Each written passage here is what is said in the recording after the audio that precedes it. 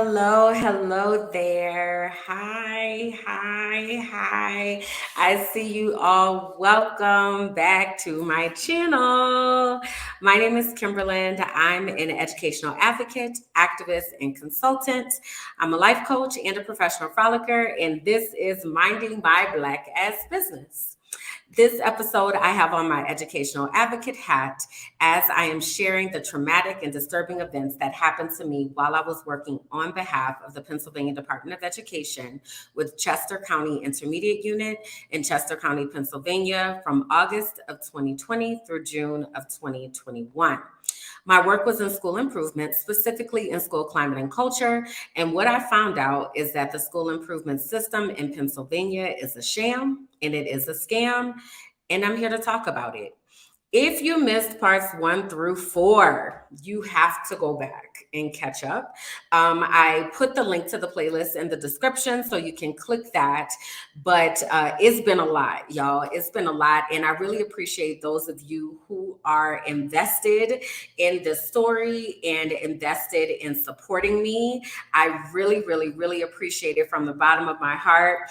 I see you all in here from Lag to Legacy is checking in from Mexico. So excited to have you here. Thanks, Carmen, for being here as well.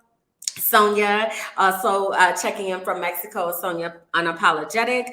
Those are 2 pages if you're looking for some other dope folks to follow. Again, Sonia Apologetic and from Lag to Legacy. And then Ashley, Professional Troublemaker, checking in. You already know. So happy to have you all here.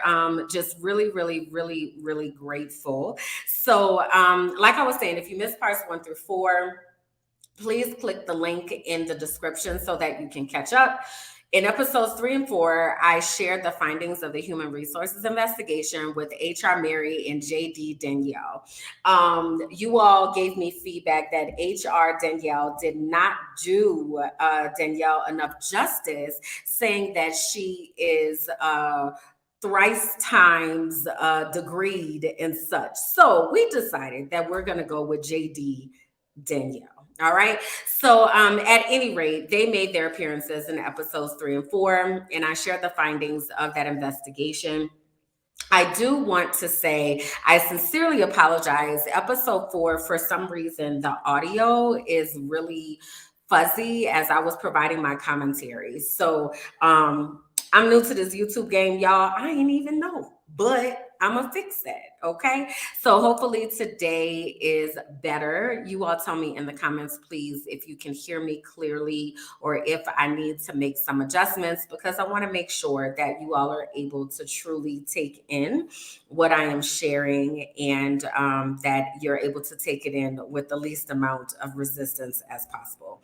So if you all can let me know in the comments if you are able to hear me. So I am streaming live over on my Patreon today.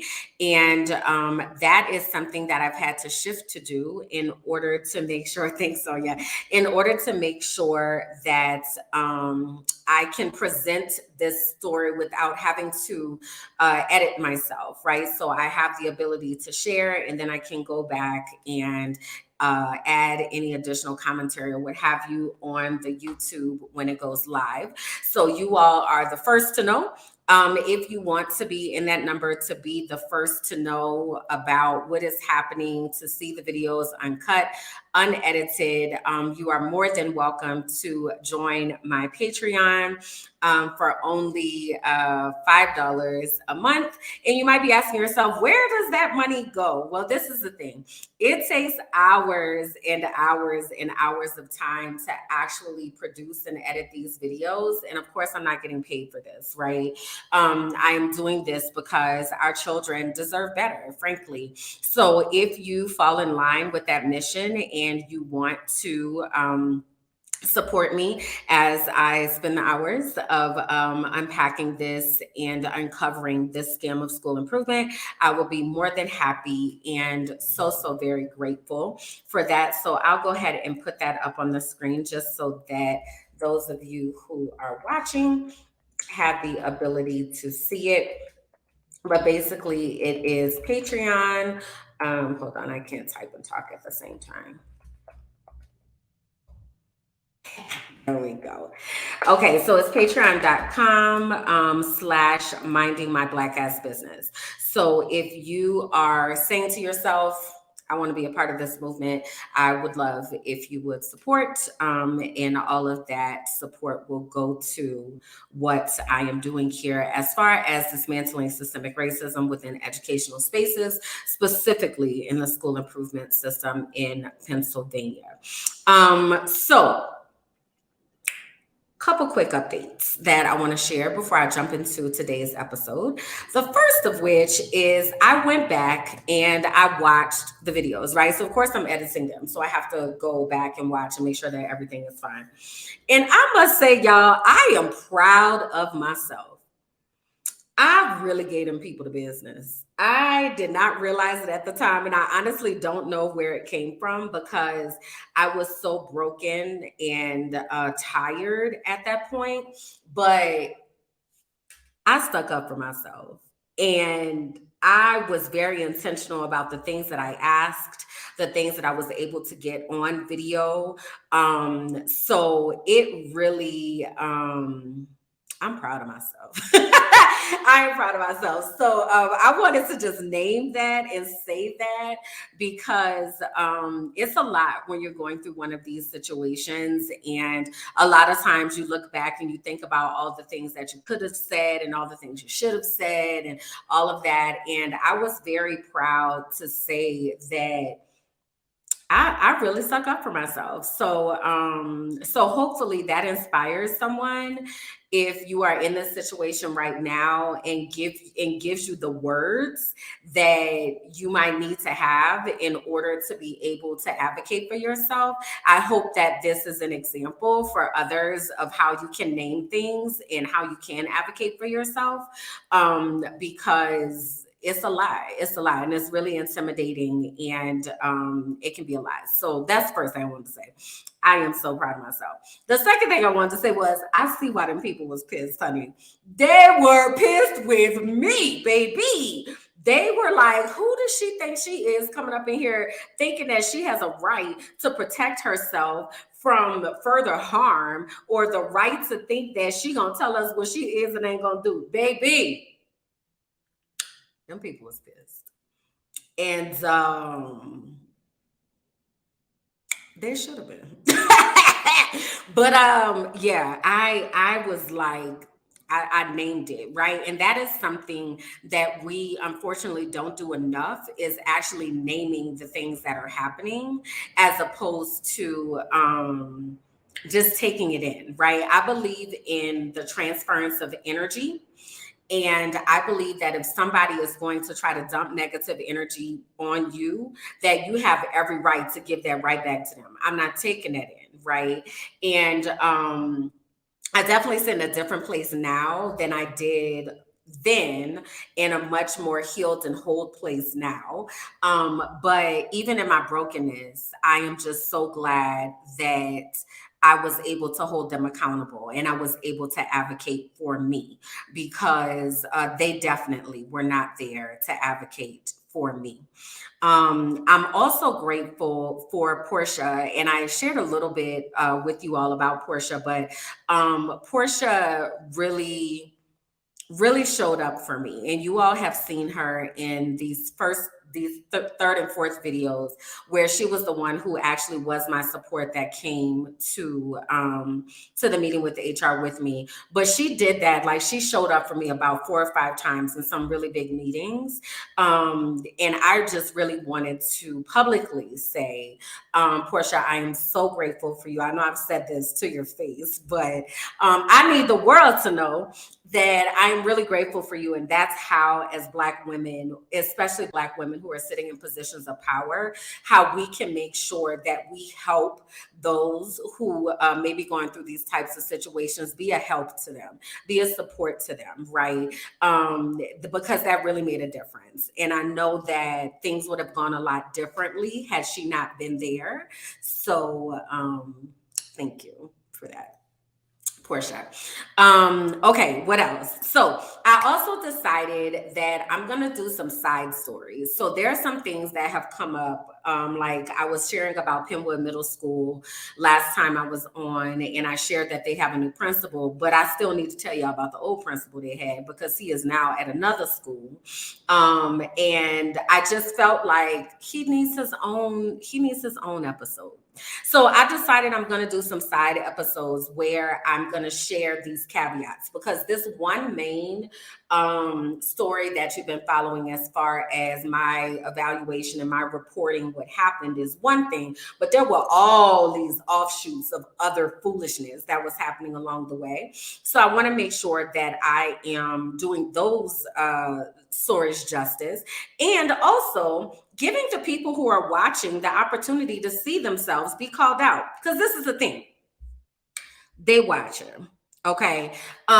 They're on my Instagram. They are watching my stories every single day. I just posted on LinkedIn yesterday. So I fully anticipate that the block is about to get real hot. They're on my LinkedIn page. So it's a lot. Like it's a lot that's going on because they do not want me talking about the things that occurred. I really need you all to understand that there have been millions and millions and millions of dollars that were allocated to the school improvement system in Pennsylvania, and it is not improving nothing. Nothing. I actually still am in contact with some of the schools that are currently still in the school improvement system. And all they can say is, Kimberlyn, we are so glad that we have the ability to reach out to you personally because they are not helping us at all. So I wanted to say that because I need us to remember the big picture. Yes, I am sharing my lived experience. However, it's really not about me. It's really about these children. And the reason why what they did to me is such a big deal is because I was the one who was speaking up about the things that they were doing to people and to schools and to teachers and the type of language that they were allowing against students and families in a system that was supposed to be set up to improve school for children. And that is not happening. So I need us to keep that in our minds as I am sharing this, because that is the reason why I started talking about this.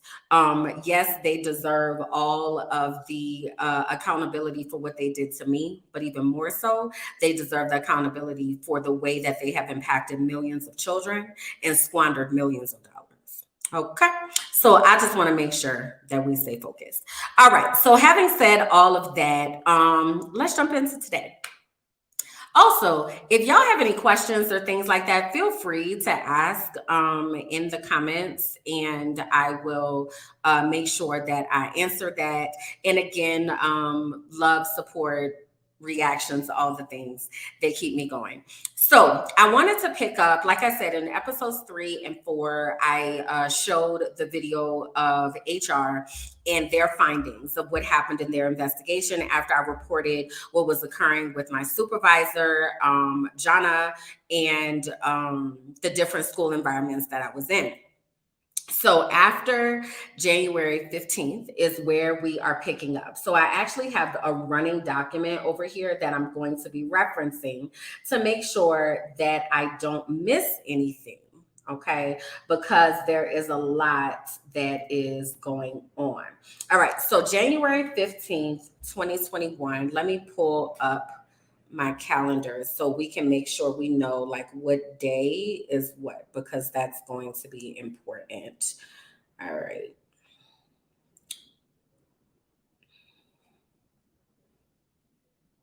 Right, Ashley, the children should be the priority, but it is very clear that they were not. They were not the priority at all. And that is a problem. That is a problem for me, as it should be with everyone else.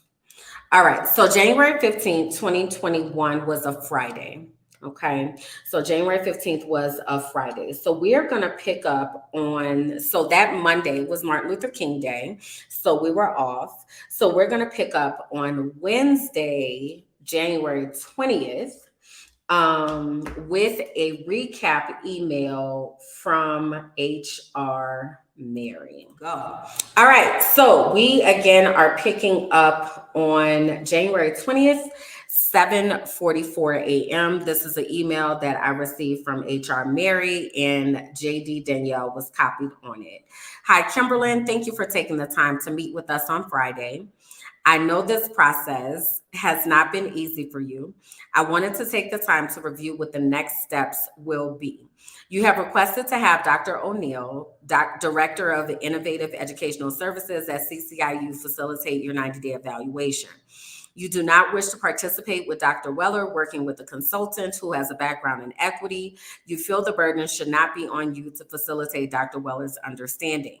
Again, we apologize for the delay in our response to the findings of the investigation. The holidays and finding time to complete interviewing Dr. Weller were causes of the delay.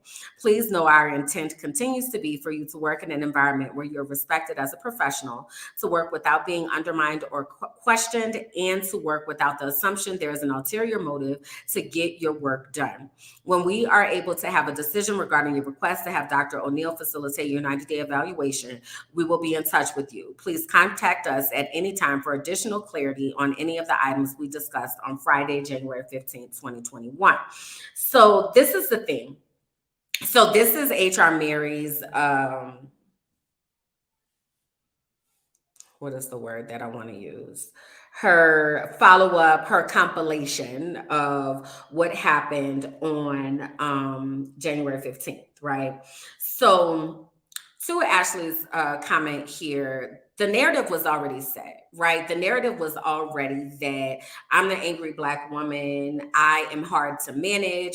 They have to have several people to manage me because I am hard to manage, right? And if you watch episodes 3 and 4, you saw me continuously correct that narrative because they continue to try to paint that narrative.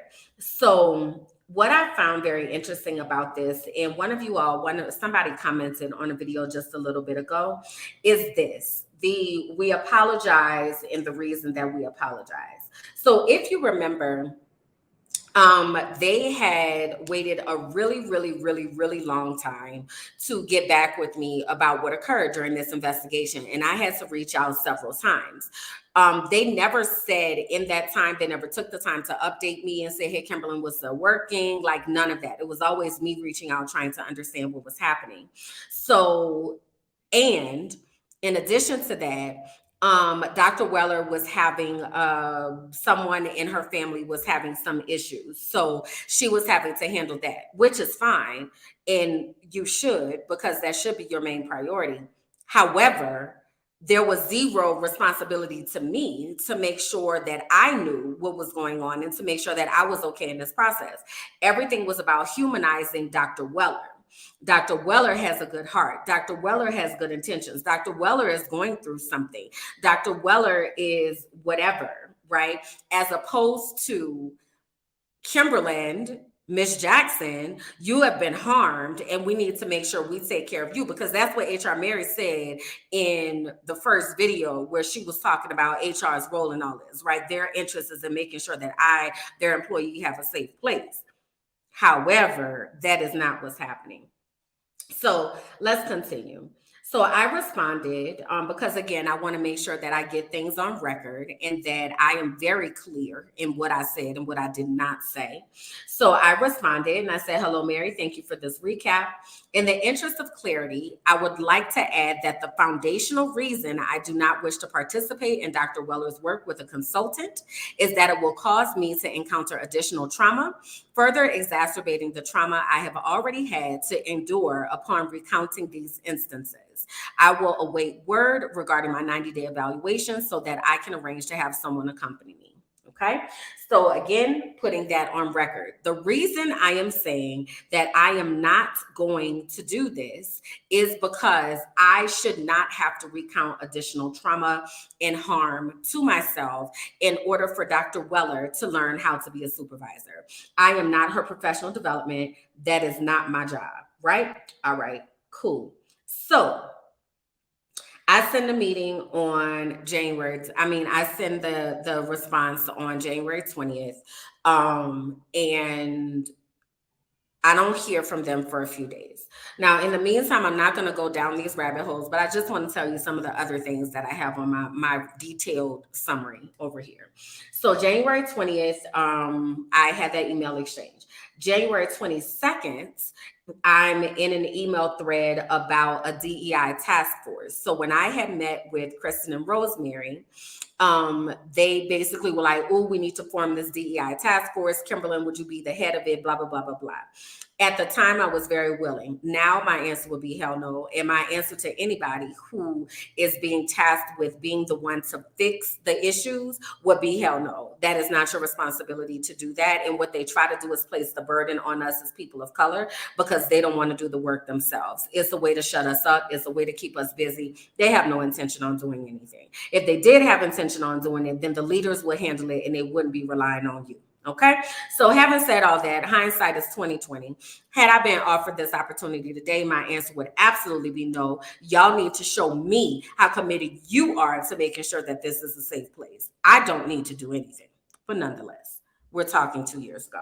So there was a email back and forth exchange about the DEI task force. I am going to do a episode about the DEI task force once I finish everything that is happening here with this evaluation situation.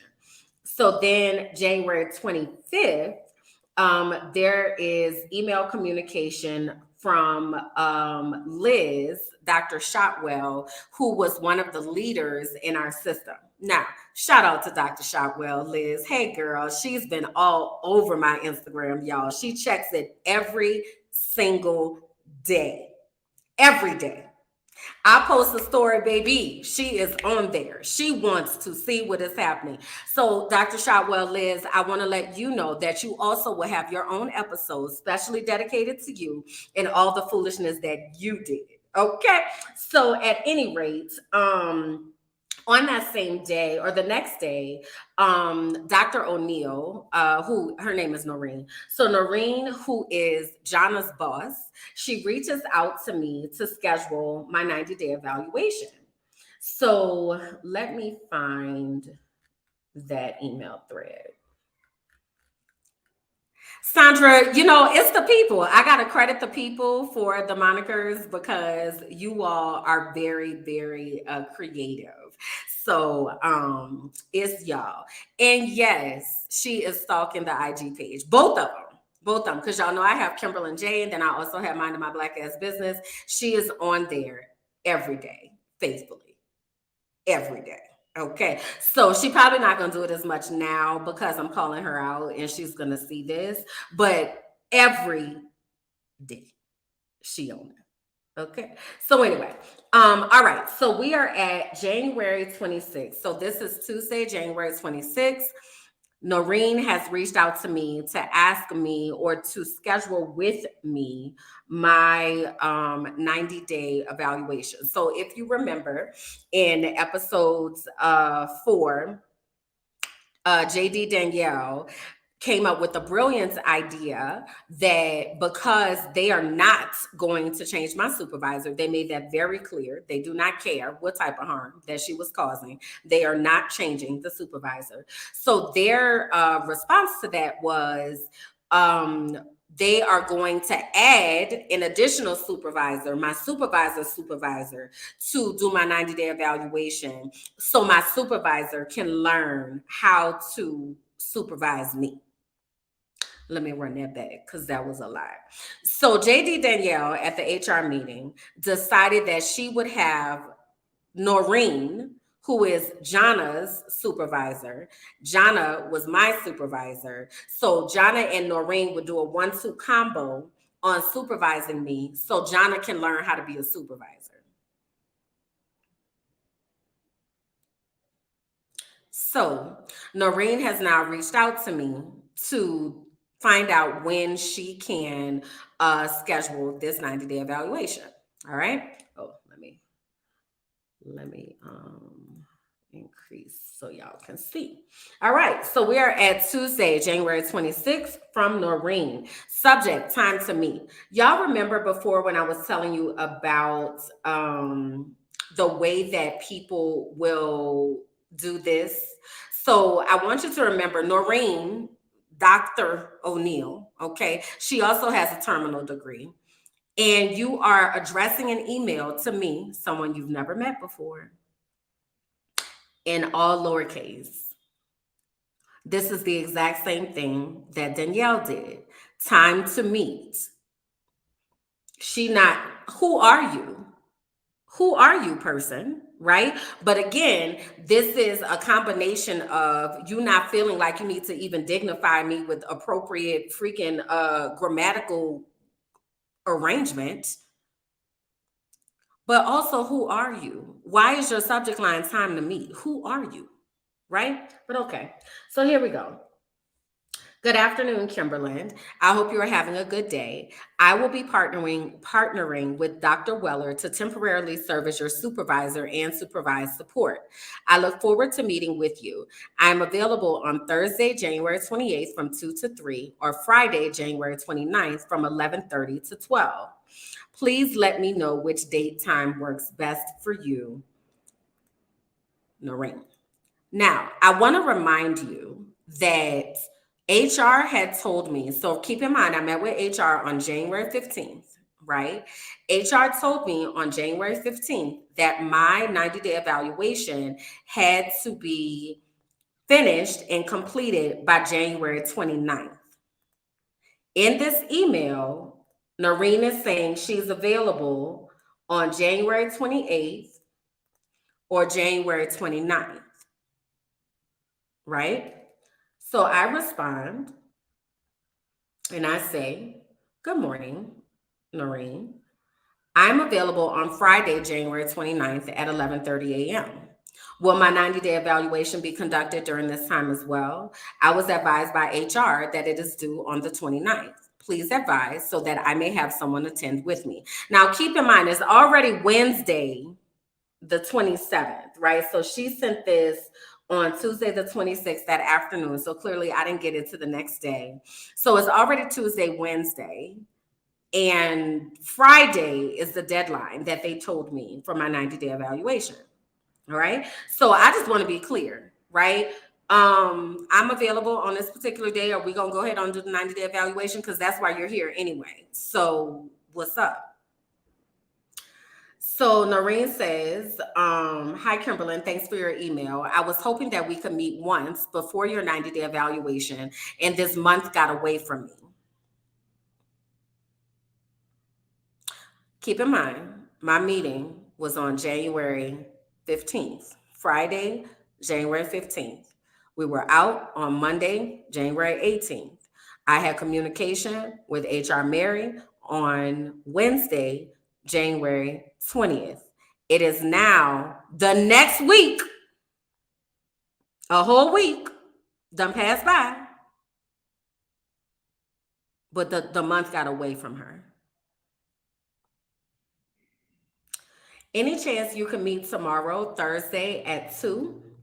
If that time is bad, let me know when you have availability, and I will try to shift my schedule. We haven't met except for your interview, and I would like to do that. I don't even remember meeting her in my interview. I remember there were a lot of people, but whatever. So as far as I'm concerned, this is the first time I've ever heard of this lady or ever met her. Then we could do your 90-day evaluation on Friday. Would you be able to start on Friday at 11 so we won't be so rushed? I understand that you would like to have someone attend with you. Let me know if the 11 time will work and I will hold it. I hope you have a great day, Noreen.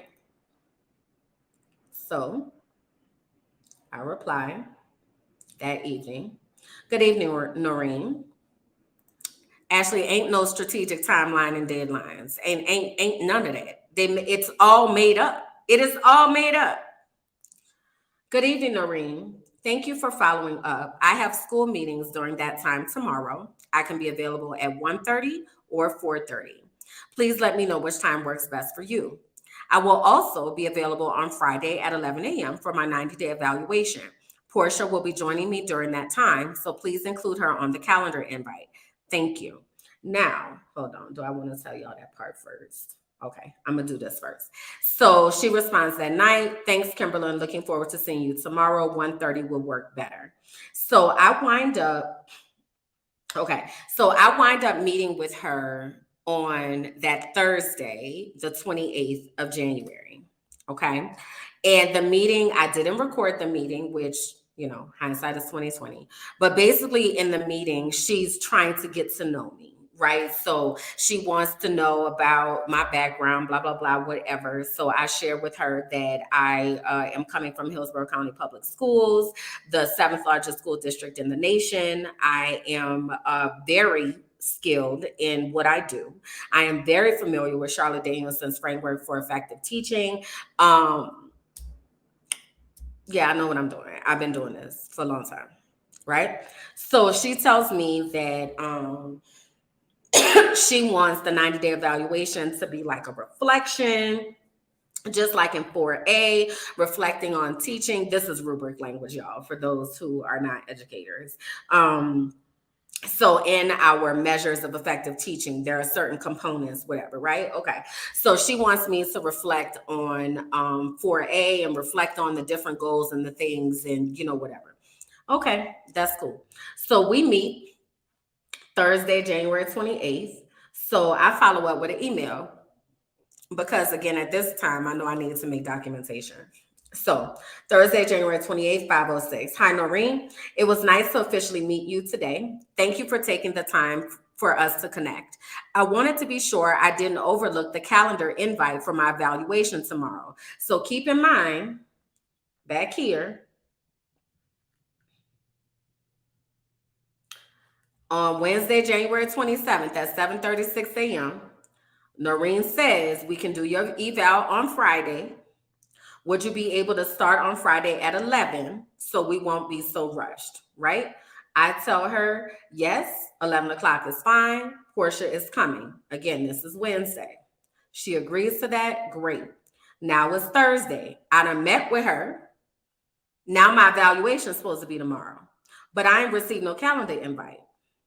So I say, so hold on. I said, I wanted to be sure I didn't overlook the calendar invite for my evaluation tomorrow. I want to be sure to honor the deadline that HR communicated to me and make sure that Portia is included. I have the time, 11 a.m. blocked out, and am just waiting for the official invite. Please advise on if there have been any changes. So let me insert this before I go into this next email. So I told y'all Portia was going to be coming with me. Well, Portia was actually transitioning out of our system to a new job.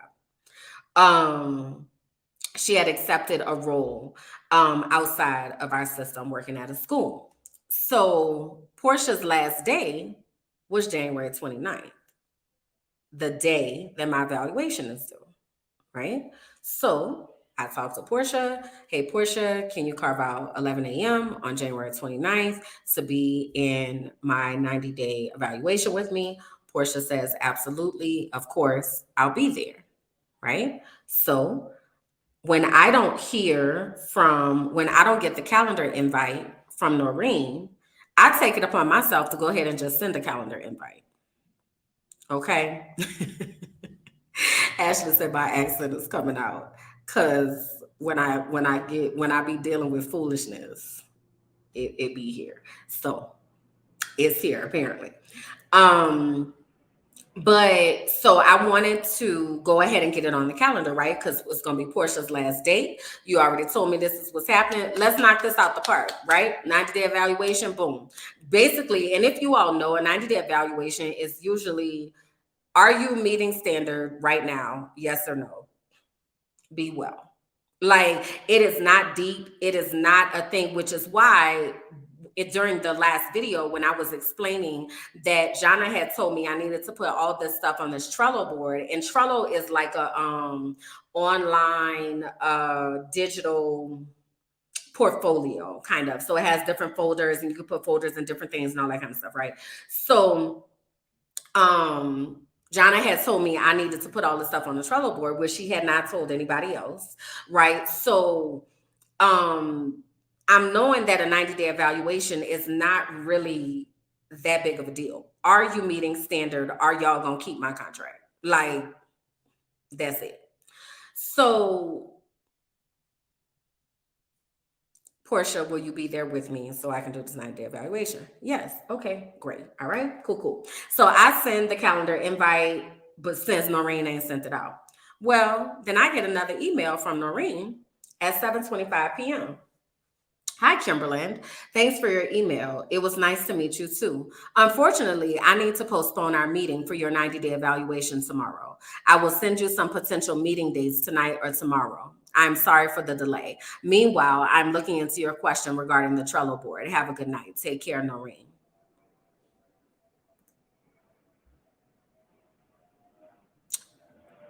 HR told me that it had to be done by January 29th. Portia's last day is January 29th. Now, here we are, Thursday, January 28th at 7:30 p.m., and you telling me that you need to postpone something that was told to me on January 15th, but you said the month got away from you. So now here we are at the deadline, and you got to postpone. Cool. So I said, Dear Noreen, thank you for following up with me. What's the reason for the delay? I would like to relay the information to both HR and Portia in order to keep them in the loop. Thank you. Because now, come on, Ashley, now y'all playing games. Now y'all playing games. So what else can we do to disarm her? What else can we do? So let's not do it. Let's not do the 90-day evaluation. I know not at that time. I know we told her that's when it needs to be done, but let's not do that. Let's let her sit there and try to figure out what's going to happen. So she says, I had a personal matter come up that requires my attention. So after all of that, I reach out to Danielle, right? Because y'all have given me specific instructions, and now those instructions cannot happen, right? The deadline cannot be met. Okay. Hi, Danielle. I wanted to follow up with you regarding my 90-day evaluation and forward the communication below between Dr. O'Neill and myself. In our meeting on January 15th, you communicated that today, January 29th, would be the last day to complete my evaluation. It was scheduled for today at 11 a.m. with Dr. O'Neill, but was canceled due to a personal matter she has encountered. I do want to take a moment to express my well wishes to Dr. O'Neill and my sincerest condolences and sympathies to Dr. Weller during this time of bereavement. I empathize with unexpected personal events that require immediate attention that are beyond our control. Please advise on when we can meet again. In postponing of my 90-day evaluation today, I must express that I'm disappointed that Portia, who was to accompany me, will now be unable to attend as her last official day in our system is today. How do we problem solve this issue?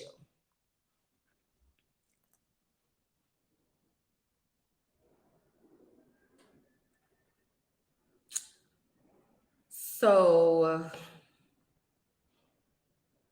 Danielle responds, oh, and by this time she's been promoted to director of HR. Okay. So remember in the first few videos, I kept saying she was the assistant director of HR, but now she's been promoted to co-director of HR while all of this madness is happening and while she is launching trauma against me. So I just thought I put that out there because we're going to have to deal with Dr. George Fiore, who is the executive director of Chester County Intermediate Unit. We're going to have to deal with him too, but y'all will meet him because I've got some receipts on him as well. So at any rate, it's Friday, January 29th, 4:52 p.m. Danielle responds. Now, also, I want to point something else out. This is another tactic that HR does. So they will send you emails on Friday evenings to ensure that you have a horrible weekend. It's a tactic. It is a manipulation tactic that they do in order to, it's a power play. Because if they send this email, you get at the end of your day, you have no recourse until Monday. So now you've taken that energy with you through the weekend.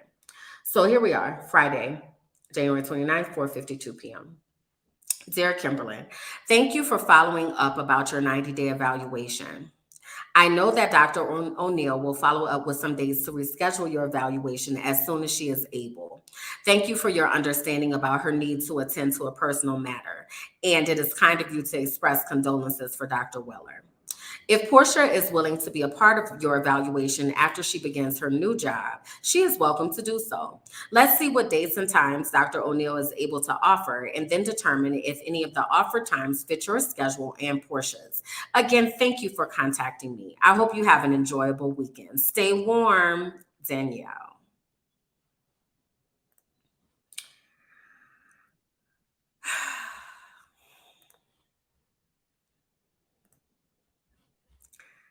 So, my 90-day evaluation did not take place on the day that they said it was going to take place on. Also, Portia, who was a leader in our system at the time, has now transitioned out of our system. So she has zero power to do anything.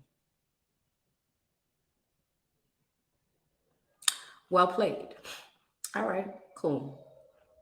So let me go back over to my document. So all of that was taking place. And then there was another side situation that was taking place regarding calendars. Okay. So you all heard me report that in episodes 1 and 2 about these calendars and all of that. No worries. I got a whole episode for y'all on that. So that was going on. We met with leadership again about this external partner. So that was going on. Let me share with y'all something else that was going on. Something else that was going on is that my schools were speaking up for the work that I was doing. So let me play this video. So this is a video from one of the schools that I worked with.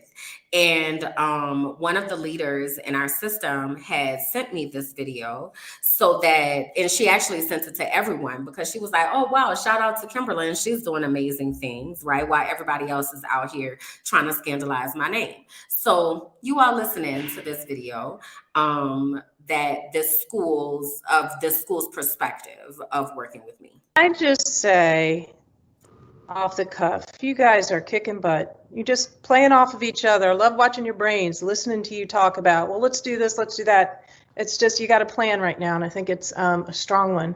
And thanks for being honest and value, especially. I love your candid conversations. You get to the heart of what's really happening. So in hearing this, is there anything that our RIT team, is there a way that we might be able to support you through this process? Please think about it. Kimberlyn and Carmen already have started some work with us. They have been the most awesome school improvement team that we have worked with. We've been in this now for a little over a year or a year and a half. And they do what they say they're going to do. They're spending a large amount of time pushing us and getting us to think really about, race and equity and what we're doing about it in our school. They have been super helpful. Great. And so I just want to continue on with what we started with them. We have like a little book study going, and they're coming to do a PD for my whole staff on February 10th. So great, helpful. Fantastic. So while they were out there trying to create this narrative about me, meanwhile, my schools are like, Kimberlyn, we got Kimberlyn. We good. We don't need help from nobody else. We got Kimberlyn. We got Carmen. We good, right? Now, Carmen worked with math. She worked with math, and she and I were working with this particular school on equity initiatives and addressing their culture, right? And some of that was, or the crux of that was addressing the limiting beliefs that were present with their faculty and staff regarding Black students. One of the things I appreciated about this particular principal and her team, but she, as a white leader of the school, was very, very much in touch with her whiteness. She knew she was white. She understands that comes with privilege. She understands that when she shows up in a space that she takes up space because she is white. So she was very intentional about making sure that she shifted that power dynamic, that she elevated Black leaders at her school. She was committed to doing the work. And the level of gratitude that they had for being pushed and challenged in these conversations. Because remember, y'all, in addition to me being a DEI specialist and a climate and culture specialist, I'm also a life coach. So when I'm talking to people, I see who I'm talking to. I'm not talking in theory. I'm not talking like over their heads and just talking about whatever. I'm talking to you. And if I see something that is happening in you or that is preventing you from showing up as your best self, I'm going to call it out so that you can be a better you. They were supremely appreciative of that. Supremely. So in that small clip where, the school improvement facilitator is trying to get other people into the school, and the principal was like, no, we good. We got Kimberly. We good. So I was grateful for that, right? And I was grateful for Jenny, one of our leaders, to be sitting in that space and able to witness that, the fact that it was recorded, and the fact that Jenny felt like she should give some kudos about me, right? Because again, they're creating this narrative that I am this horrible person who is hard to manage. So, but all of the evidence is showing the contrary. Right. So everybody, if you ask anybody about my work outside of that one school where the principal was racist, everybody is like, Kimberlyn, we got Kimberlyn. We good. Right. So it was very interesting that happened.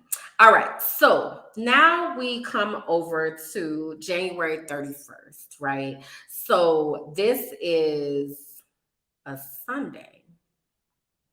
That was interesting. Okay, so January 31st is a Sunday. Hold on, that's the wrong. Say that, Ashley, a person who refuses to be controlled. Yeah, I like that. That feels good. That feels good in my spirit. Yeah, there is a difference. Okay, so we are now at January 31st. So January 31st was a Sunday. So clearly I didn't work on Sunday. So I didn't get this message until Monday.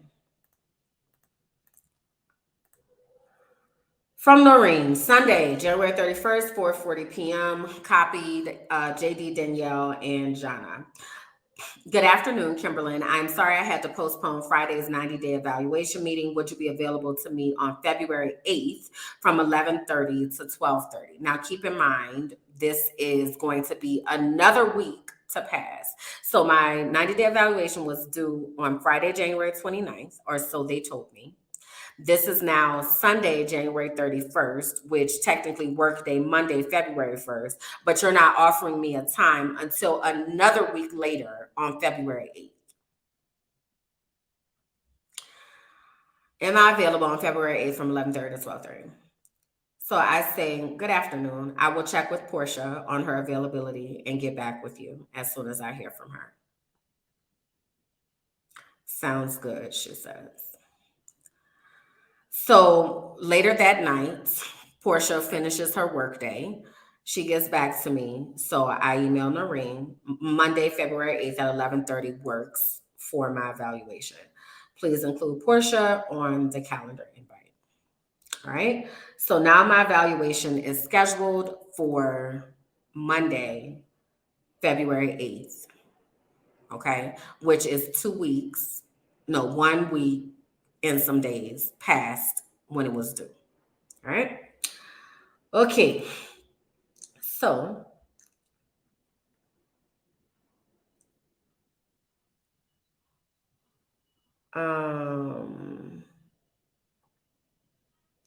so in preparation, it looks like I was checking checking to make sure I didn't miss anything. So now we are going to move to February 5th. So February 5th was a Friday. So this is the Friday prior to the Monday. Girl, no, Ashley. It actually began on December 14th when I made the initial claim. Okay. So your point. But to January 15th is when they told me that it was the 90-day evaluation was due by the 29th. But here we are in February. Timeliness was not a concern of theirs at any point during this process. All right, so we are now at February 5th. And this again is a Friday. Okay, so here we go. Good afternoon, Noreen. Thank you for forwarding the calendar invite. I look forward to engaging in a reflective conversation with you on Monday regarding my work performance as was outlined on January 28th. I would also like to request that once we enter the space, I be made a co-host so that I am able to record the evaluation for my records. Thank you for your support. Noreen, looking forward to seeing you on Monday at 11:30. All right. So Monday, 11:30 is evaluation day. All right. So the day and time, this is February 8th, which is a Monday at 11:30 a.m. I am present. I actually have my yellow glasses on, which I think is interesting. So that means that I must have been feeling a little bit stronger because I had stopped wearing them. So I must have been in a headspace of I'm going to take back my life.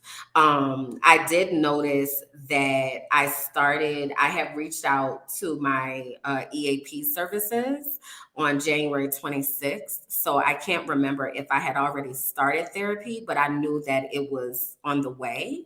So I'm feeling a little bit more comfortable and confident, I can tell, just because I have these glasses on, because I know that I have stopped wearing them. So Noreen is present, Johnna is present, and Portia is present.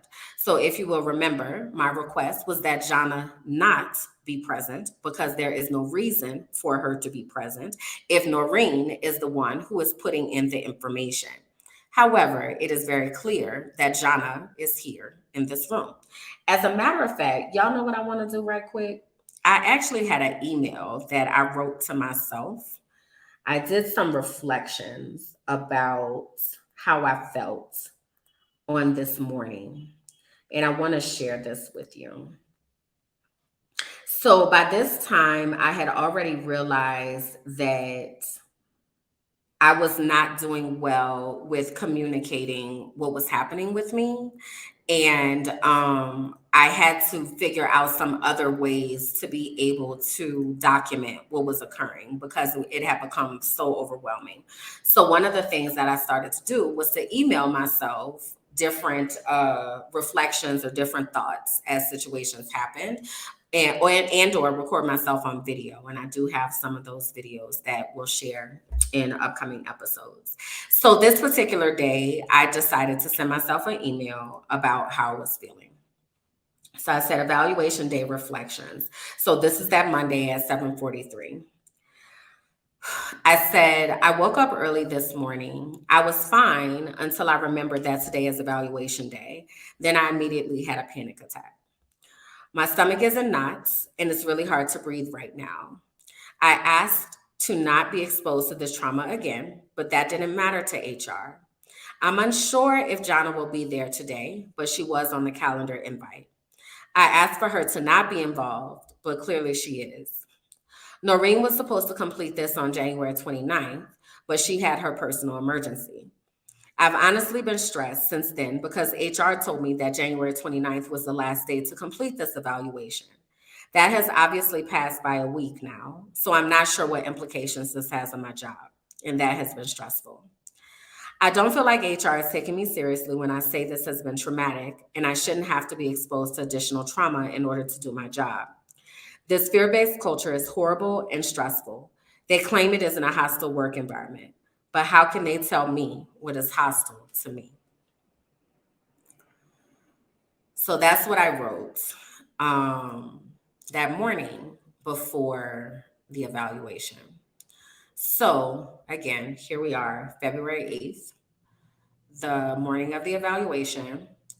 I believe I had talked to Portia again before this, so she helped me to calm down so that I could be somewhat level-headed for this evaluation. I remember saying to myself, you can do this. Can record. Like, I remember saying to myself, you can do this. Like, you can do this. You have done an amazing job. You have documentation for the things that you've done. It's going to be okay. Like, I remember saying that to myself. So let's watch. Yes, ma'am. It worked. Thank you. Sure. And then I'm going to try to record too. Okay. All right. I think we're double recording. Okay. Sounds good. All right. And if that doesn't work for some reason, I'm sure you'll agree to share the recording with me and vice versa. Okay. Yes, ma'am. Perfect. Thank you. And any other record we're good to go? I think we're good. Okay. All right. Now let me try sharing the screen again. Okay, great.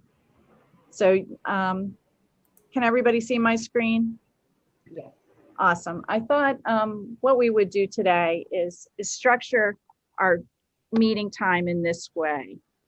I want to make sure that I go over the CCIU evaluation process. I know that that has already taken place, but I want to walk through the fact that this is a 90-day evaluation, why it's a little bit different than a typical mid-year evaluation because it is a 90-day, the structure of the CCIU evaluation tool, and pause for any questions at that point. And then Kimberly, we'll go through your evaluation specifically in the way that you and I had talked about. So there's, I believe in reflection as a way of learning. So I'll be asking you questions about each one of these areas and just your experience over the last semester, so that, I have a better understanding of your work. Johnna does as well. And, we have your perspective. Okay. We'll also go over job skills. So keep in mind, the reason why I was going so hard for Johnna to not have to be in this evaluation is because Johnna had no idea what I did from day to day. And you just heard Noreen say, so she can learn about what I do, and so Johnna could learn about what I do. So Johnna's my supervisor, but she has zero understanding of what I did. Zero. Why is she there? But to traumatize and intimidate me.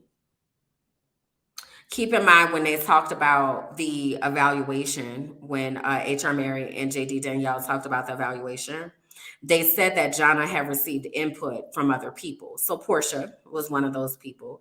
And then the 3 regional leads. Because Johnna didn't know what I did. So again, why is she there? Goals, summary.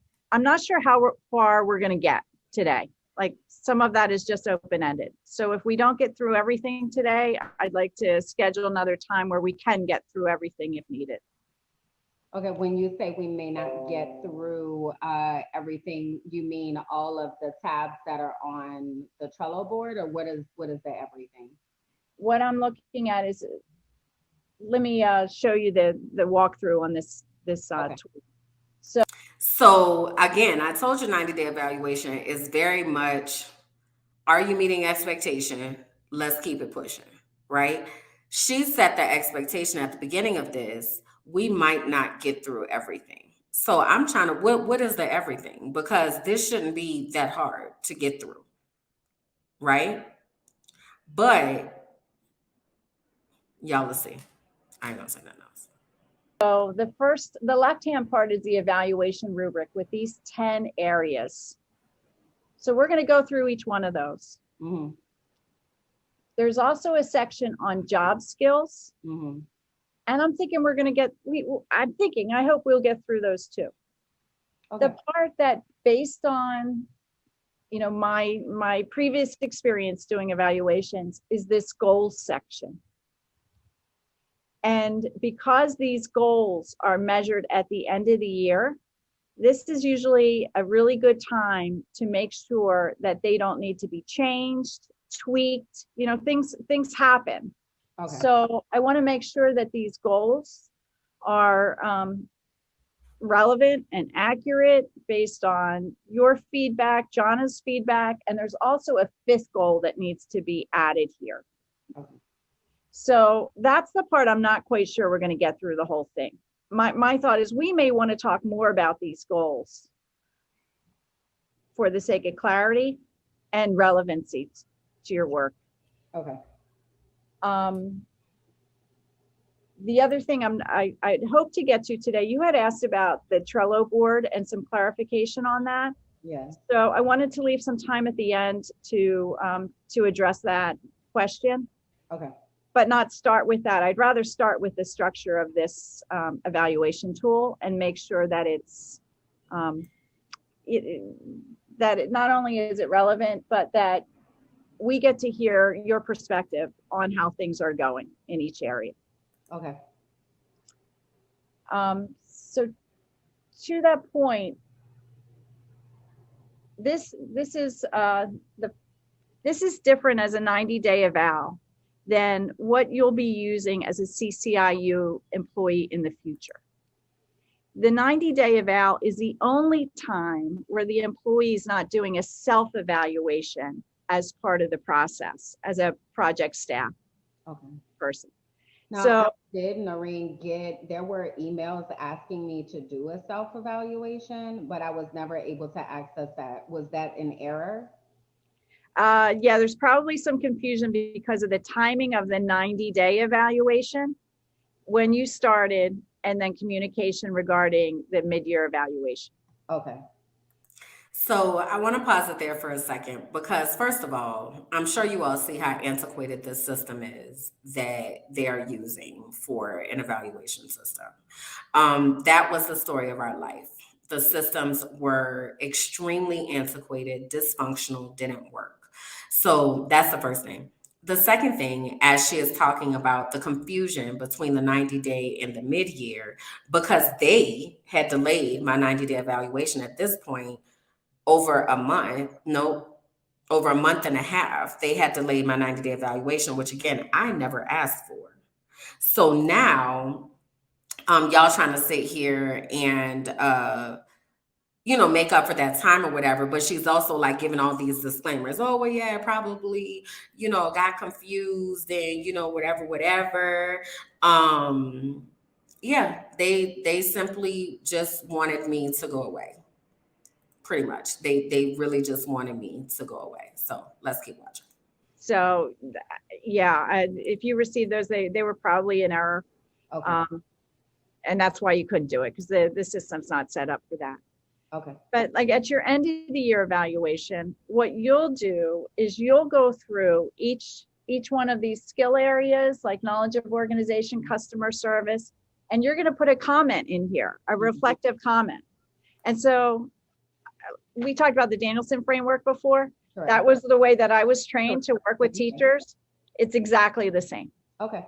Okay. And then meeting with your supervisor is, the supervisor can look at those comments, prepare to meet with you, identify areas where there might be inconsistent perspectives, but that it's based on a self-evaluation first. Okay. The mid-year is a little bit harder because we don't have that from you. So another good reason to ask you some questions today so that your voice is included in the process and heard. Okay. Let's see. Johnna, did I mess up anything so far? And anything inconsistent with your understanding of the process? No, I think that's clear, Noreen. And Kimberlyn, just to make a connection, I know you had asked earlier about the Trello board. These same categories are those same columns on the Trello board. Yeah. No big mystery to the Trello board when I connected with Johnna about that. It's really a digital portfolio, and it's probably a step better from this document section, which is in the tool itself, where you can upload artifacts, documents. But y'all see, we had to pause for a moment to make sure Johnna had to say something, right? So Noreen's supposed to be here to show her how to be a supervisor. And now we got to make sure that we hear from her in this space, because Noreen she has no idea if she missed something, which again is so freaking crazy. If y'all don't know what the hell you were doing, why are you doing my 90-day evaluation? Help me understand. Help me make it make sense. The Trello board's certainly more flexible and looks a little nicer, easier to use. And as a point of clarity too, Kimberlyn, and you're quite well aware that not all of our system, not all of our staff and colleagues are CCIU employees. Right. So not everyone has this file maker structure if they're employed by CRES or any other IU. So in order to have some consistent mechanism and tool for sharing and artifacts, that's where the Trello board came in. Yeah, and I think just to kind of conceptualize why I'm seeking clarity, putting things in boxes is sometimes kind of hard for me, especially because a lot of my work overlaps. So when I was asking what to put on it, like where and what box and what category, like where does this go? Because it feels that it could fit in a lot of different places. So that was my seeking clarity and trying to understand how to best capture what I am doing as I'm doing. So I was able to put some stuff on it. I don't know if it's in the right box, but as we talk through, I'll reference those things. And then I guess you all can tell me if it's in the appropriate place or not. And at this point, and I haven't seen what you put up there, Kimberlyn, but I'm going to make an educated guess that there's no wrong place to put things on the Trello board. Okay. So yeah, we'll get there Okay. at the end of this conversation. Okay. Thank you. Thank you. Okay, so it would make sense for us to start at the beginning, but I have found that sometimes staff members just want the bottom line, like, how am I doing? Like, what's my score, so to speak? So I find that it's kind of helpful to address that up front. Okay. All right, so here's your current evaluation score, which is at 26. That falls under meet expectations, which is very typical for a 90-day eval.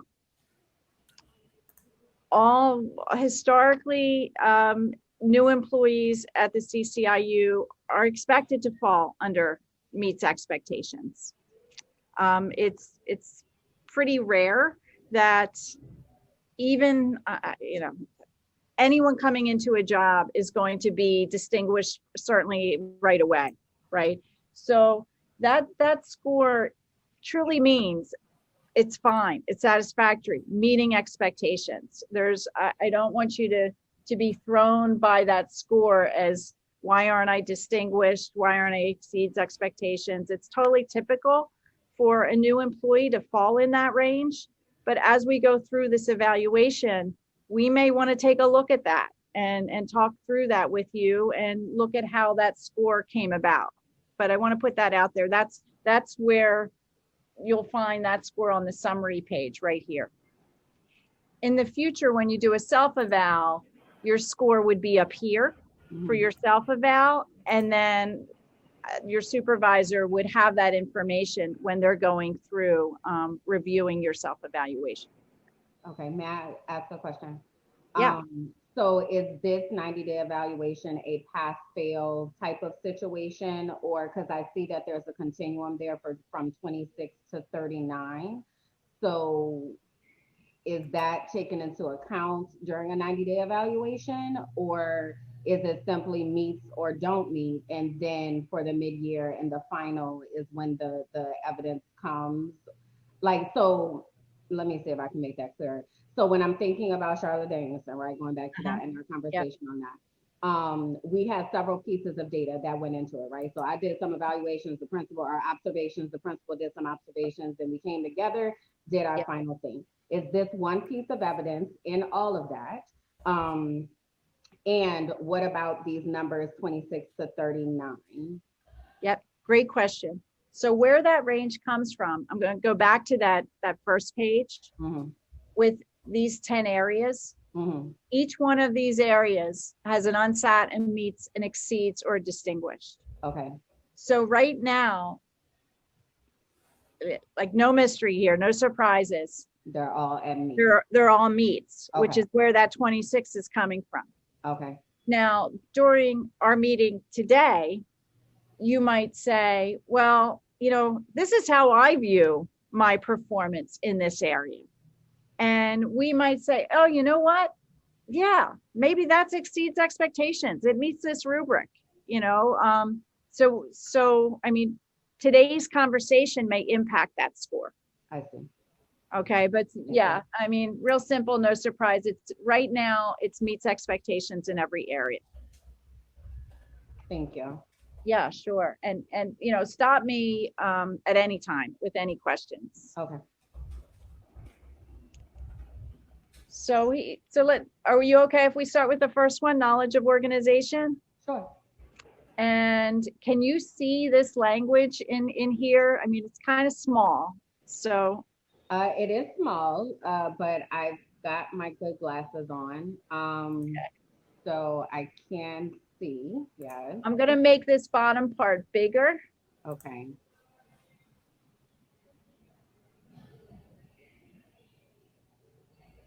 I'm gonna make it all the way up to 14 font. Okay, is that any better? Yep. Okay. All right, and I'm just gonna save that for right now, so it's in there. Okay. All right, so this knowledge of organization area, if you look through this language in the rubric, it's really about knowledge of the CCIU organization. Mm-hmm.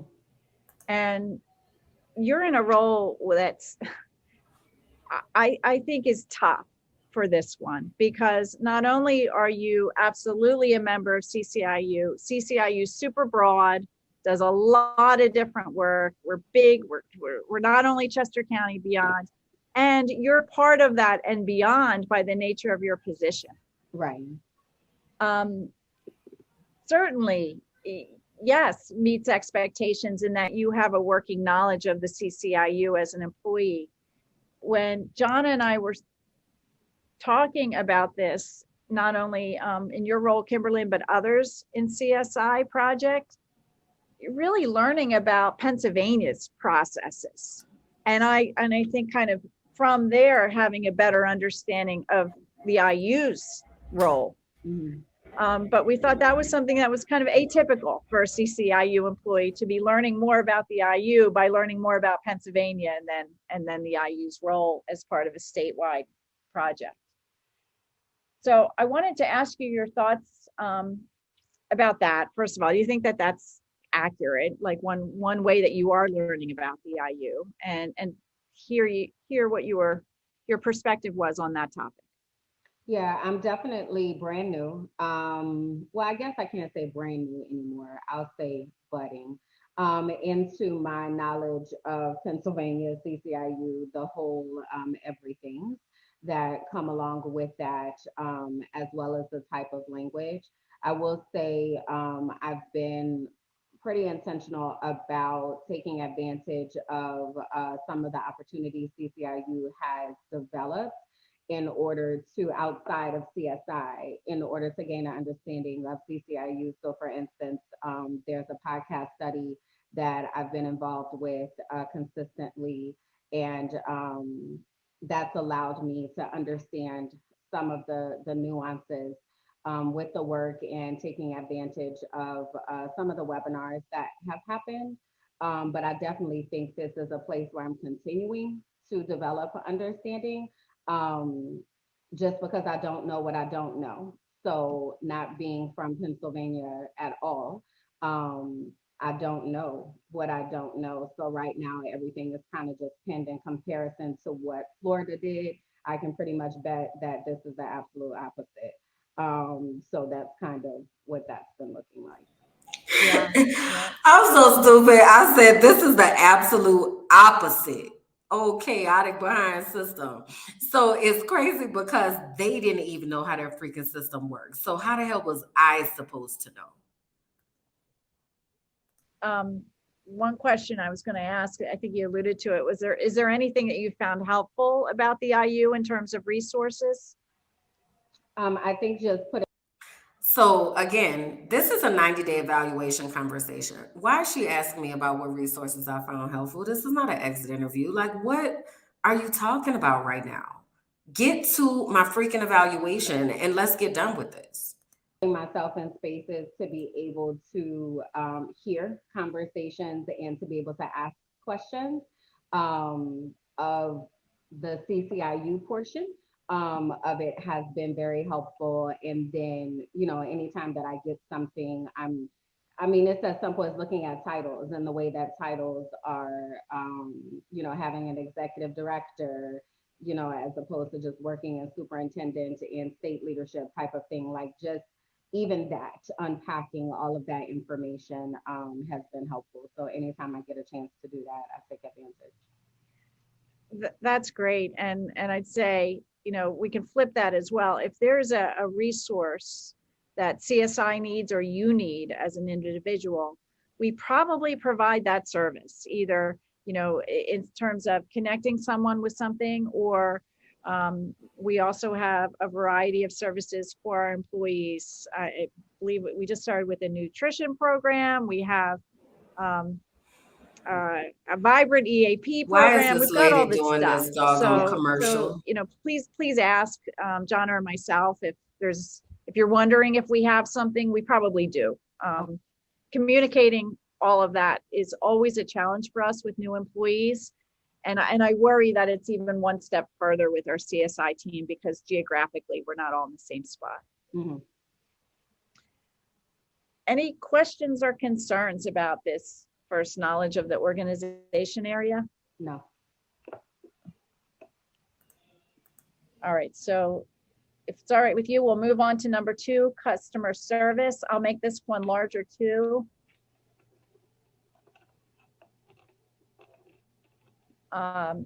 One of the hallmarks of the IU is this idea of customer service. It's part of our mission statement. It's in no matter what job that somebody's in at the IU, customer service is a part of it. And there's external customer service, as one might expect, but there's also this idea of internal customer service.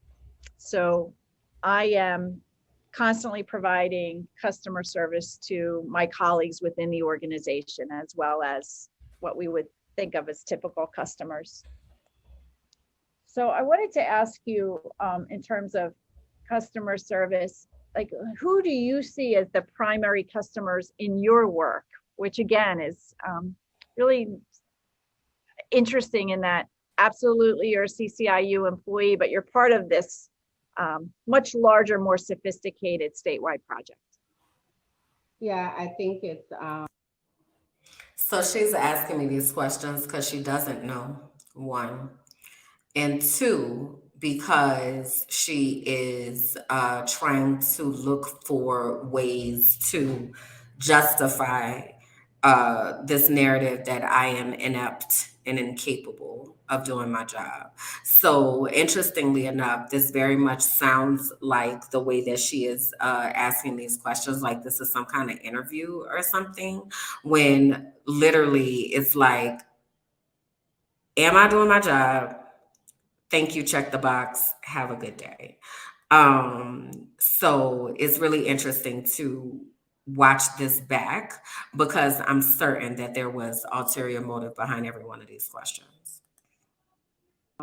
is twofold. So the school leaders and the stakeholders of those schools, but in some instances, it's also the RIT team. because I'm often in situations where I'm able to utilize my skill set to enhance knowledge and experiences for others, that for colleagues that I work with. So I think both of those are customer service experiences that I participate in. Have there been any, I mean, what challenges have you encountered? I won't say have there been any challenges, because there's always challenges, but what kind of customer service issues or challenges have you encountered in your work so far this semester? Yeah, resistance to change, which I think is normal in this type of work, but just really navigating resistance or navigating past experiences that haven't been so positive. So I'm super intentional about listening to what people are saying as well as what they are not saying in order to validate what those experiences were, but also to usher them into a partnership that we can develop and a significant relationship that can really help to move them forward. I think with a lot of the schools, for instance, I consistently hear them say things like, this is the most support we've gotten ever as the CSI team. And oh my gosh, you know, I didn't know you could help with that too. So there has been an overall exuberance from my schools and from the stakeholders about the level of work and service that I provide. They've said things like, I do what I say that I'm going to do, that I am looking at things holistically and not just, for instance, my title is climate and culture specialist. However, I have a very strong instructional background. So being able to align all of those efforts is a service that they may not have necessarily gotten in the past. And it really helps them to walk away feeling that this is manageable, but also that they're working smart and not hard. And I think that that is something that was needed. So I'm glad to be able to bring that. I can say the same for my colleagues. I hear them say things like they've never considered that aspect, or, oh, wow, the way you explained that is really different from what I've heard in the past. So again, being able to temper past experiences by providing a present day experience that is really rooted in this goal of wanting everyone to be successful and to bring their best selves into situations. That's great. That's great. I know as an IU consultant and many roles at the IU, it's really hard to measure this because those comments that you just described, like I perceive them as evidence, right? That's really good data. And as you were describing that, like I could hear people saying that, like it rings true to me. Any ideas on how you as an individual can collect that or share it, so that at your end of the year evaluation, or hopefully before, that type of feedback I think is really important to our internal customers, your supervisor and others. Yeah, I actually have been trying to wrap my mind around this. This is a part of which box do I put that in type of thing. In the Trello board? Yeah, so I've been collecting emails, but I've also been thinking about not just, because oftentimes what happens is we ask our schools to leave pluses and deltas at the end of a meeting on the agenda. Sometimes they take us up on that, most times they don't. Even when we say, okay, let's take 5 minutes to do pluses and deltas, sometimes that doesn't necessarily translate or might not be as specific. So one of the things that I've been thinking about is creating a feedback form and letting them know, like, this is for me, like, talk to me about what I can do. And then maybe with the strength of our relationship, they'll be more willing to leave that type of feedback because they know that it's for my personal growth. And, but I also think it provides a reflection opportunity for them, and I've been being very intentional, and this might go in another box, I don't know, but I'm gonna go ahead and say it, that I've been very intentional in helping my schools to have that 4A reflection on teaching situation and creating that, because a lot of times the work that we're doing can feel like it's not going anywhere, but it is impacting so many different areas, and they just don't realize it until they are asked to explicitly think about all those connections. So I want to be able to provide that as well. So I think in my mind here on February 8th, that the best way to do that may be to create some type of feedback form that can come to me, and then I can turn around and use it to help them as well. Yeah, I think I need that, right? I'm always hungry for the evaluations whenever we do any professional development as kind of a reality check and an opportunity to improve my own practice. Right. So, yeah, I think that even if there's not a built-in process to do that formally as a structure, that, yeah, I would want that too. Even if it's negative. Correct. Well, I just want the positive, but the negative is what we learn from. So we just had an event on Friday, and I think it was 97% valuable or extremely valuable, and we're looking at the 3%. So say, well, why didn't they answer that way? So yeah, I agree with everything that you mentioned. Johnna, is there anything in place now that we should be leveraging to meet this same purpose? I'm thinking about, Kimberlyn, as you're talking about that feedback, I like the idea that you're asking for that specific feedback to you personally in your work and the relationship that you have with those individuals and with those school leaders. We have the principal survey in place, which is more about overall feedback and responses. So I think that's interesting. And I like that you're thinking about like helping yourself to grow individually. So I think as we work through this evaluation system as it stands for CCIU, but also knowing that, we also have the school improvement specialist standards, and we can, work through that together as a group to see how do we qualify and quantify our impact collectively and individually. Yeah. Yeah. It's such a common challenge for our. So I want to pause right here for a second and basically sum up what just happened. Basically, what happened is that they said this evaluation system that we have is a piece of foolishness. It does not properly document nor evaluate what you are doing. And we have no system in place to provide you with feedback and evidence that can support the work that you are doing.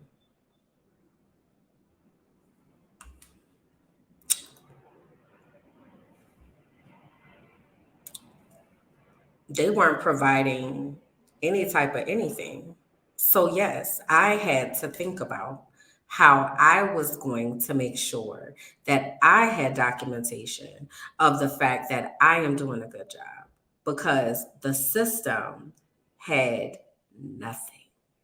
Yet, I am sitting in a 90-day evaluation being asked to provide evidence for something that doesn't exist.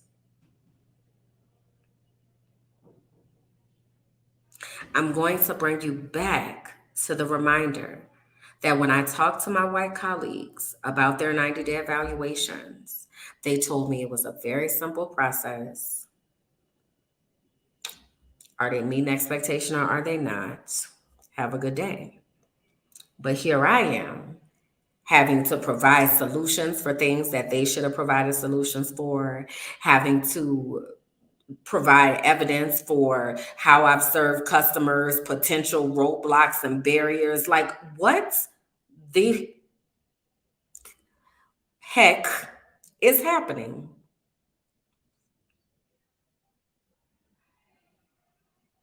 So let's try to wrap this part up, and then we'll get on out of here. Our jobs as consultants, Any questions or additional comments on customer service? No, I think we captured it. Work ethic and attendance. Again, I'll make this larger.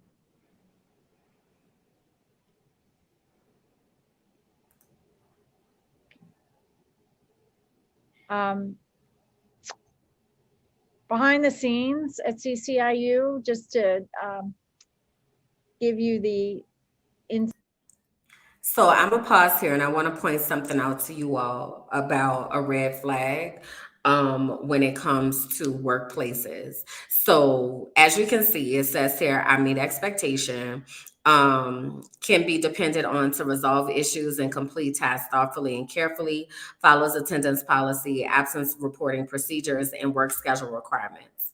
For exceeds expectations, it says goes above and beyond the normal requirements of the job to complete tasks as needed, maintains perfect attendance for the evaluation period. So, mind you, this is in the height of COVID. Okay. I am working at home because COVID is outside. Why does the evaluation instrument have something about maintaining perfect attendance and not taking sick days? First of all, this is just a ridiculous metric to have, period, because it glorifies a lack of self-care. So the only way that I can exceeds expectation, God forbid I try to get distinguished, but even to get exceeds expectation, I can't miss any work days, no sick days in the middle of a global pandemic.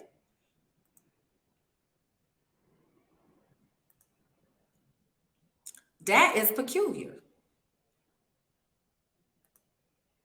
side, this exceeds expectations in this rubric. See, this maintains perfect attendance, no sick days for the evaluation period. Mm-hmm. That's controversial and always has been at the IU. I've been here for 10 years. And people say, hey, I'm coming to work sick because I want to be exceeds expectations. So we kind of dismiss that. Obviously, in times of COVID, particularly, we don't want anybody coming to work sick. But it's still there, though. It's still on the evaluation instrument.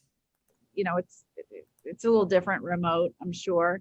But I say that because if I don't say that, you're going to hear about it someplace else some other time. Like, I can't believe that's still on there. So put that out there. Okay. In terms of work ethic and attendance, you're complying with CCIU attendance reporting and tasks related to your job responsibilities. I wanted to, dig a little deeper on that with work ethic and attendance. There's also this idea of like going beyond. Are there times where you've had to go above and beyond with a sensitive situation to ensure that it was resolved well, where your work ethic kicked in to make sure that things were as they should be? I feel like that's often just because of the work that I do. So because I'm often operating in a diversity, equity, and inclusion space, there are many times that I have to carefully navigate that to temper a courageous conversation with the built relationship that we have. So like one particular instance that comes to mind was just this past week, we had Stilton's school district has asked for me to sit on their DEI committee. So I've been working with them, and I'm basically conducting a PLC with their district leadership as well as their administrators. And in that space of courageous conversation, some things were shared that did not sit right with all parties. So several of them asked to speak with me afterwards to be able to process what they were feeling. So I really had to leverage that relationship to ask them to stay committed to the process and reminding them of the difficult work that does happen in these spaces, and point them back to what we had talked about as far as self-care and having a safe place and things of that nature. But that I feel like I exist in that space in almost every space that I'm in, as I'm constantly making sure that everyone is okay, that they're with us, doing those pulse checks and temperature checks, but also providing the opportunity to have that one-on-one. You know, that's not something that I had planned for in that day, but here's a superintendent asking, can I speak with you regarding a situation? So that's definitely one thing. But another thing that I think about is, for instance, in Pittsburgh Public Schools, they have, the more that I work with one school, other schools hear about it. So then they're requesting me Yep.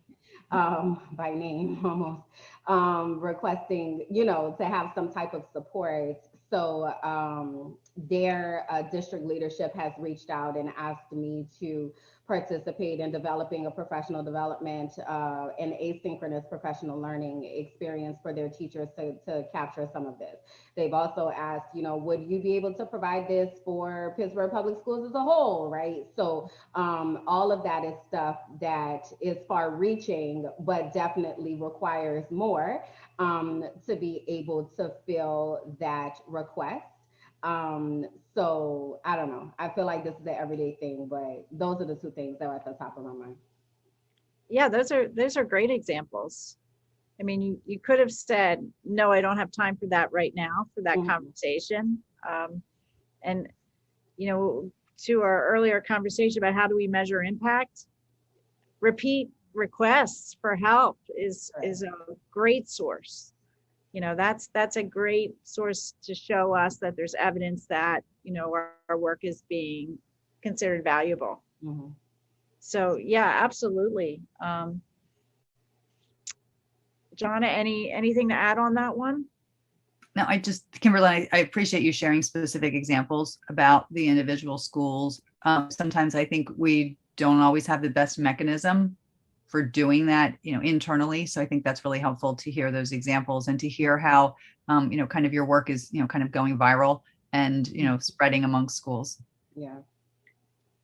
Yeah, that's really helpful from a CCIU perspective as well. So many times I'll be helping a school and I'll be asked about a different service that we provide at the IU or do you. And so it's that connecting that we do to ensure that our customer doesn't have to sort through 5 other people to get an answer to that question. So anything we can do to support your going viral, we want to do, at the same time as we don't want everything to be carried on your shoulders. So, you know, connecting you with additional resources in CSI or CCIU.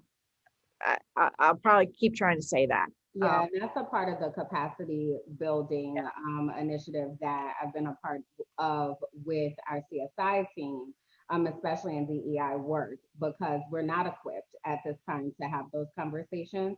So that was birthed out of a conversation that I had, and now we're in the process of narrowing down to select an external partner to be able to build the capacity. But I definitely recognize that that was birthed out of a conversation that I had.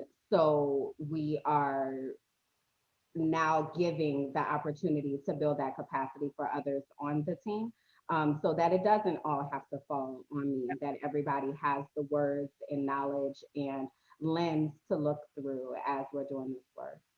Yeah, good example.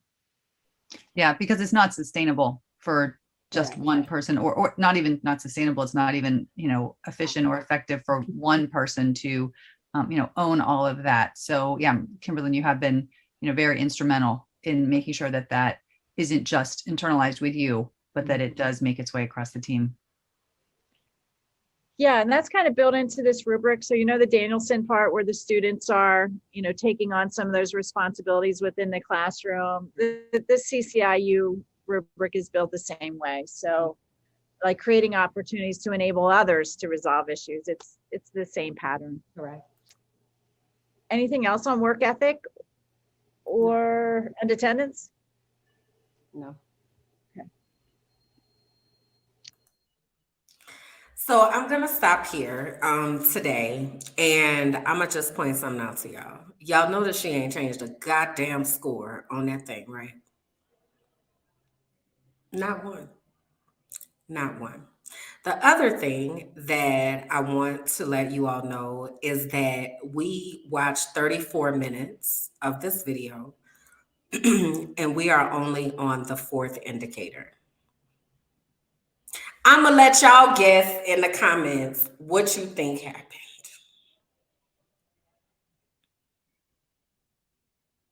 So,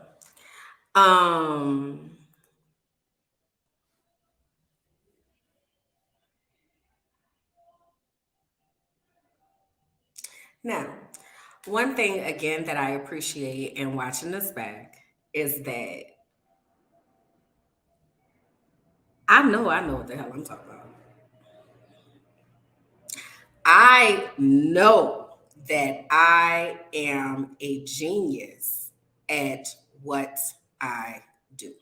I know that. I don't need anybody else to say that for me. I have evidence behind evidence for the thousands of teachers and the millions of children that I have impacted. I know what the hell I'm talking about. And I'm really proud of myself that I stated those things, even though it didn't move anything up to this point.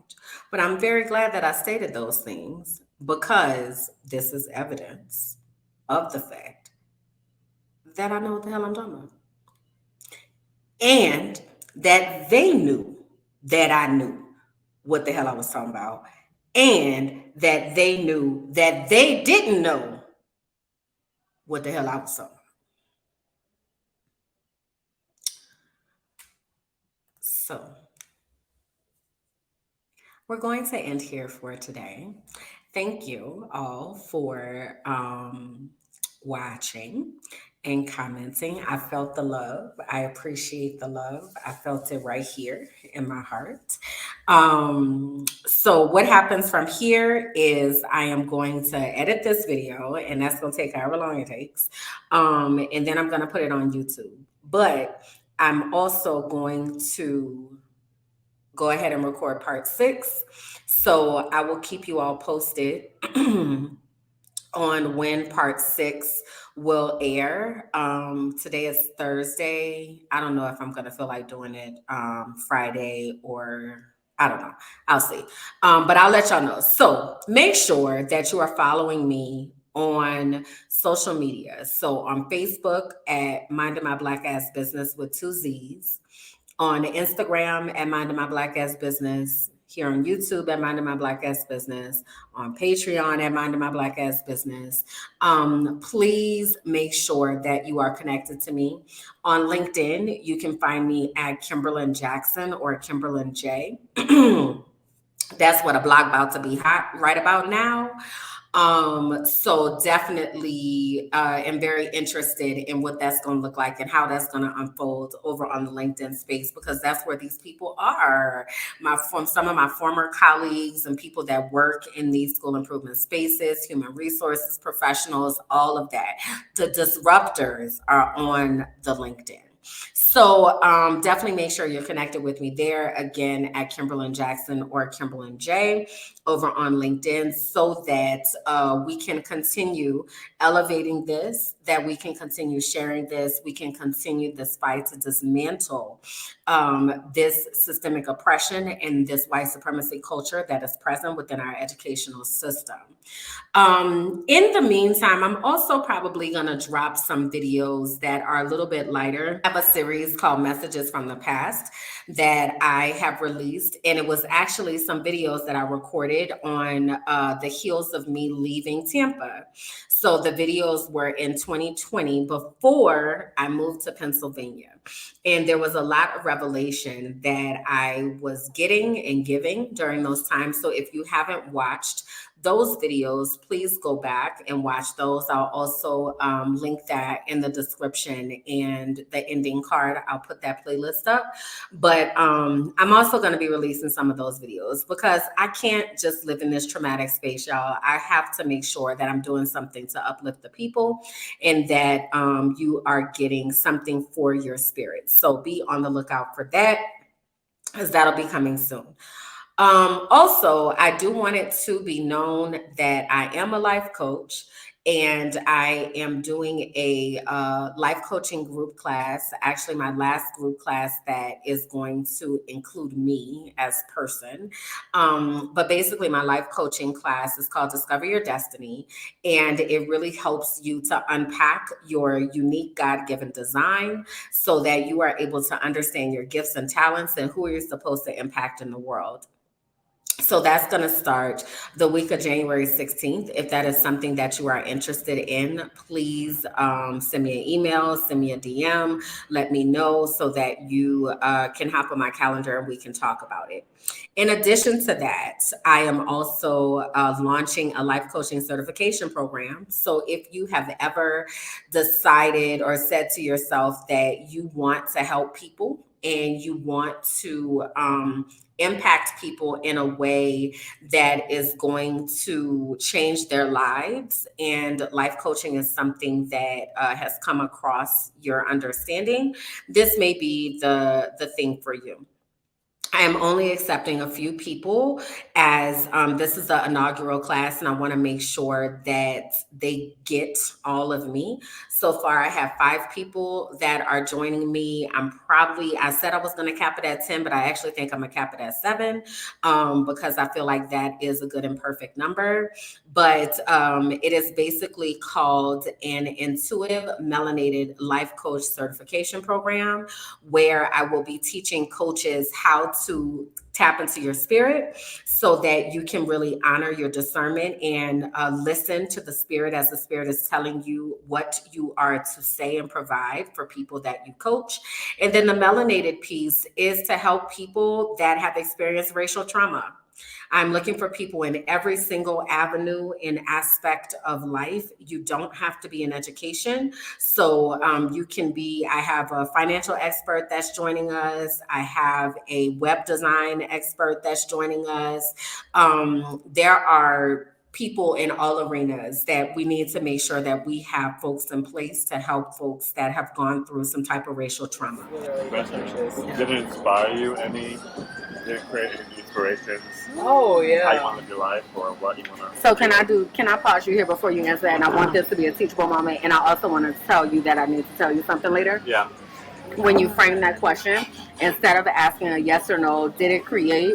Ask the question, what experience did it create? Or what, whatever. Because if you say, sometimes if you ask a yes or no question, people will reach what's easiest. And they'll just be like, oh yeah, or oh no, right? But you really want the depth, the in-depth response. Yeah. So framing it as your expectation is that I know something created something in you because we live here, we know this, right? Right. So the question that you really want to know is what? What did it inspire you to create? What did it inspire you to create? I love it. Go and go. So there have been series of conversations that have occurred during this trip that has been confirmation of what I already know that needs to happen, and that's me not operating out of fear with creating this platform that I desire to do, and that's protecting our children. I've really been guarded in the sense of like going back out and like really doing my podcasting and like really using my voice after my open heart surgery. And that's just because I just didn't want to get that overwhelmed, that stress, and I didn't know what I didn't know. So if I didn't know what I didn't know, my normal reaction is to just not do it and redirect. So the creative inspiration is like, oh yeah, I've been like writing some shit down in my Google Docs, like I'm ready. So like Black Friday sales, I've seen like documenting like all the people who what they did, what they didn't do, and I'm like, all right, so we're gonna be ready in 2023. Okay. So again, if that is something that you are interested in, you're saying to yourself, baby, sign me up for that. Please do jump into my inbox, and that can be either at Kimberlyn J or at Minding My Black Ass Business. Please do send me a DM, and then we will schedule some time to talk about that. So having said that, y'all, it is Friday Junior, and I feel like I need to do some dancing or something. Oh, that's something else I'm gonna do. So I don't know if y'all have been on my Insta page, but every so often I do these what I call bad bitch dance parties, and I play music and I just dance. Well, the other day I was talking to one of my friends, and she was like, "Why don't you do this virtually? Like, why don't you do a dance party virtually so that people can physically shed and figuratively shed the things that we are holding?" So I am going to be hosting a dance party. It's called Stripped. So we are going to strip away all of the foolishness that has tried to attach to us, all of the things that have tried to keep us bound and keep us in a space where we are not able to access our best selves. So that information will be coming out in the next week or so, because we're going to do that in preparation for the new year. So having said all of that, y'all, make sure that y'all following me. Please make sure that you share this broadcast, because there are people that need to see this. There are people that need to hear this. There are people that need to know about this. So please do share. Please do like. Please do comment. Please do subscribe. Please click the notification bell, because I got stuff, y'all. I'm a YouTuber now. Okay. So I am putting out the things. As I've said many times, this is not all that I talk about here on Minding My Black Ass Business, but this is what I'm talking about right now. So I thank you all very much for being a part of this process and supporting me and loving on me. It absolutely means the world. So have a wonderful evening. Share, and I will see you all real soon. Bye.